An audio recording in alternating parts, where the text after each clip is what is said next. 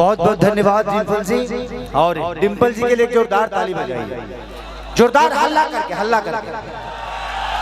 इनको लगना चाहिए जी खेसारी के गांव में आई हैं, खेसारी के गांव में इनका स्वागत नहीं हुआ, ऐसा नहीं होना चाहिए, क्योंकि हर कलाकार को देखिए आ गई। लोग बोलते हैं ना कि छोटी मिर्ची सुरजहिया मिर्चा ही है। आज पूरे YouTube के ट्रेंडिंग लिस्ट हो या हिंदुस्तान के किसी भी कोना में हो, आज इस बच्ची ने अपने बदौलत, अपने मेहनत की बदौलत, अपने व्यवहार की बदौलत इसने झंडा गाड़ा है। खुशी कक्कर ये छोटा नाम था, लेकिन आज के डेट में ये हम लोगों से भी ज्यादा बचती है। इतनी प्यारी हैं आप। बहुत बहुत धन्यवाद, और ये सब आप सबका ही आशीर्वाद है, नहीं तो मैं तो इसकी कल्पना भी नहीं की थी कि मैं आपके सामने खड़ी होगी कभी, चाहे आपसे मुलाकात भी होगा, तो ये कहीं ना कहीं लोग का आशीर्वाद है और आप सबका आशीर्वाद। नहीं, इसमें देखो बेटा, लोग कहते हैं ना कि किसी ने मेरा साथ नहीं दिया, मुर्दों को कंधे की जरूरत होती है भैया, माइक किसका और जिंदा लोगों को कंधे की जरूरत नहीं है।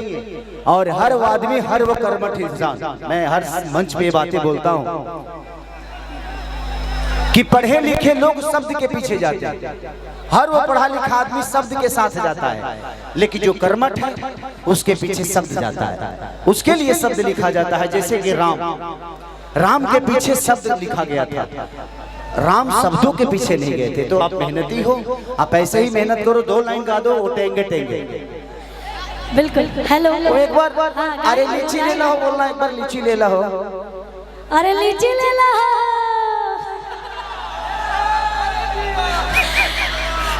और हमारे बीच बंटी भी आए हैं, संजय भी आए हैं, पवन बाबा, अखिलेश सर, सबको तमाम लोग बानी, सबके पैर छू के प्रणाम बा भैया, हमेशा आशीर्वाद बनल रहो आप सबके।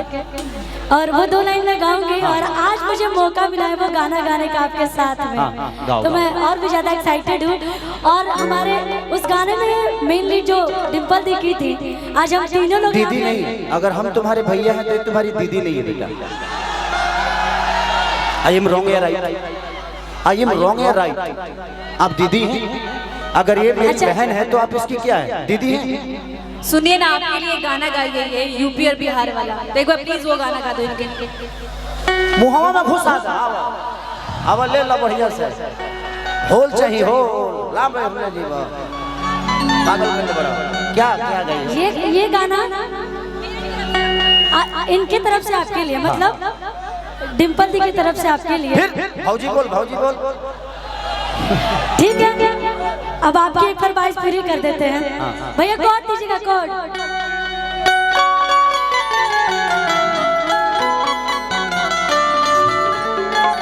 एक लाइन कि भौजी हमसे हाथ से बोले बतिया भौजी हमसे हाथ से बोले बतिया दिल ननदी संगे तो लगावे के पड़ी, दिल ननदी संगे तो लगावे के पड़ी। रोक लीजिएगा, ये हो गया, लेकिन इनकी तरफ से आपके लिए कैसे कि अरे हम यूपी बिहार वाला हवे, आ हीरो हैंडसम हथियार वाला हवे। ये बोल रही हैं आपसे कि इनका पया खजाने मोरी हो, ये सखी हमार वाला हवे। अपना सखी से कहा तारी बेटा, ये बात तो बिल्कुल मत बोलना, ये हम इस पे एग्री नहीं है, क्योंकि ये कलाकार है, कलाकार का कोई पर्सनल नहीं होता है, इनके पर्सनल हम नहीं है। हाँ, जब हम मिलते हैं तो एक दूसरे में समा जाते हैं, एक दूसरे के हो जाते हैं, फिर ये अपने घर में अपने घर। क्योंकि कलाकार किसी एक का होता नहीं, कलाकार की कोई जाति नहीं होती। अब तुम गाओ, मैं यहीं पे खड़ा हूँ। आओ। कि अरे बेचता नी ठेला पलिची देवरो, वाह अन्नी मन से ले ला बिछी बिछी देवरो, कि बेचता नी ठेला पलिची देवरो, नी मन से ले ला बिछी बिछी देवरो।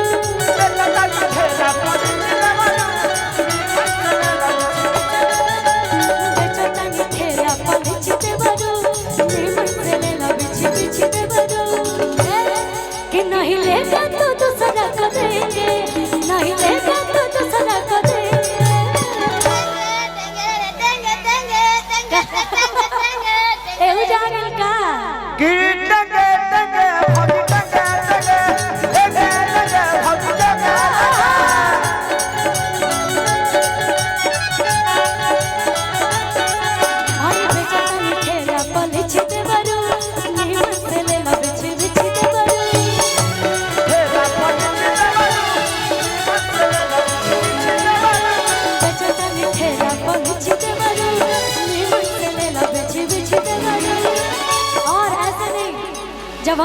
कलाकार यहाँ पे उपस्थित हैं तो तीनों लोगों का ठुमका लगना चाहिए इस बिल्कुल गाने बेटा, पे बिल्कुल। कि नहीं लेगा तो दूसरा को देंगे कि लेंगे भौजी लेंगे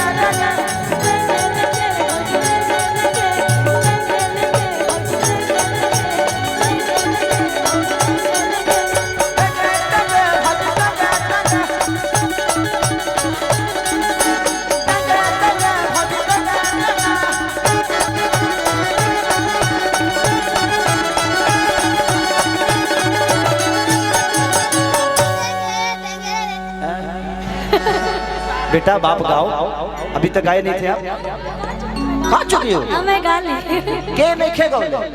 मोनू सर अच्छा मोनू नहीं गाए। हाँ। मेरा भाई आप गाए हो ना, गोलू भाई तहार जवाब नहीं खे, तारा के सुने के मन करेगा। ये वजह से मैं अपनी फिर से अपने परिवार में एक बार आया और अपने लोगों से मिला जहाँ से खेसारी लाल यादव का स्ट्रगल शुरू हुआ था।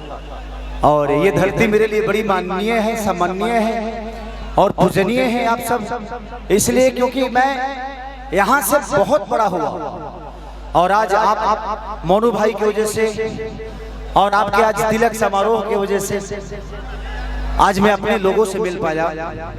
और मैं यहाँ गाने के लिए नहीं बल्कि मुझे लगता है कि मैं अपने भाई के लिए आया था और मैं अपने परिवार में आया था, तो आज हम लोग एंजॉय कर रहे हैं। आज एक कार्यक्रम नहीं है, आज हमने का मस्ती बवे जितना कर सके कर ले। ऐसे जो अपनों के बीच में हमेशा इंसान मस्ती ही करता है, अपनों के बीच में हमेशा कोई कार्यक्रम करने नहीं, या मैं कोई एक्टर बन के या कोई हीरो बन के या कलाकार बन के खेसारी लाल सुपरस्टार बन के, हाँ नहीं, बल्कि आप सबके घर का बेटा बन के, आपका भाई बन के आया हूँ। और ऐसे ही मैं चाहूंगा कि आप दुल्हा दुल्हन दोनों की लंबी उम्र की कामना है हमारा भाई, और हम सबसे भी बड़ा बने ताकि हम लोग जहाँ भी जाए कहें कि हमारा भाई। Thank you so much, thank you ढेर सारी शुभकामना। एक और बजा दो।